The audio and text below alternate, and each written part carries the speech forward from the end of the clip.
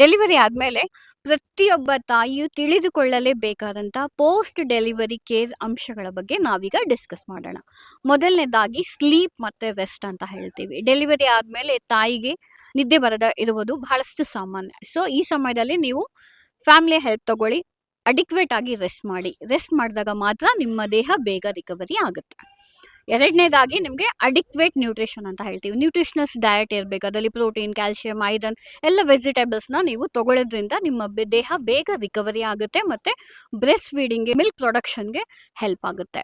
ಮೂರನೇದಾಗಿ ನಿಮಗೆ ಏನಾದರೂ ಬ್ರೆಸ್ಟಲ್ಲಿ ಪೇನ್ ಇದೆ, ಫೀಡ್ ಮಾಡಬೇಕಾದ್ರೆ ಪೇನ್ ಆಗಿದೆ, ಕ್ರ್ಯಾಕ್ಡ್ ನಿಪಲ್ಸ್ ಇದೆ, ಅಥವಾ ಏನಾದರೂ ಫೀಡಿಂಗ್ ಡಿಫಿಕಲ್ಟಿ ಇದ್ದರೆ ಅದನ್ನು ಬೇಗನೆ ಐಡೆಂಟಿಫೈ ಮಾಡಿ ಅದರ ಬಗ್ಗೆ ಹೆಲ್ಪ್ ತಗೊಳ್ಳೋದು ಬಹಳಷ್ಟು ಇಂಪಾರ್ಟೆಂಟ್.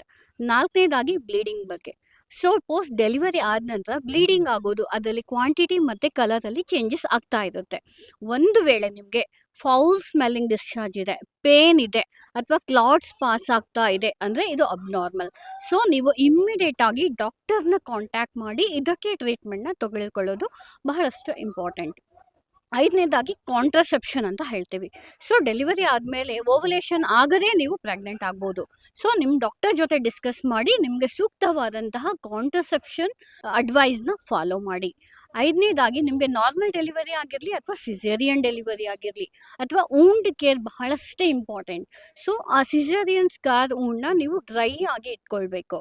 ಒಂದು ವೇಳೆ ಎಪಿಸಿಯಾಟಮಿ ಸೂಚರ್ ಇದ್ದರೆ ಅದನ್ನು ನಾವು ಸಿಟ್ಸ್ ಬಾತ್ ಅಂತ ಹೇಳ್ತೀವಿ. ಅಂದರೆ ಬಿಸಿನೀರಲ್ಲಿ 20 ನಿಮಿಷ ಮಾರ್ನಿಂಗ್ ಮತ್ತು ಈವ್ನಿಂಗ್ ಕೂತ್ಕೊಂಡು ಇದರಿಂದ ನಿಮ್ಗೆ ಏನಾಗುತ್ತೆ, ಆ ಸೂಚರಲ್ಲಿರುವಂತಹ ಎಡಿಮಾ ಆಗಿರಲಿ, ರೆಡ್ನೆಸ್ ಆಗಿರಲಿ, ಎಲ್ಲ ಇನ್ಫ್ಲಮೇಟರಿ ಚೇಂಜಸ್ ಎಲ್ಲ ರೆಡ್ಯೂಸ್ ಆಗುತ್ತೆ, ಬೇಗ ಹೀಲಿಂಗ್ ಆಗಲಿಕ್ಕೆ ಹೆಲ್ಪ್ ಆಗುತ್ತೆ.